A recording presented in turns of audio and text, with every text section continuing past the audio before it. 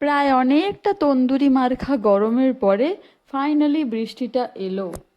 তবে 5 মিনিটের বেশি, 1 মিনিটও হয়নি, একটুও গরম কমলো না। তবে এই গাছপালাগুলোকে দেখো, বৃষ্টির পরে এদের রূপ, আহাহা, এত সুন্দর হয়ে যায়। রাস্তাটা দেখো, এক ফোঁটা বৃষ্টির কোনো চিহ্ন পর্যন্ত নেই।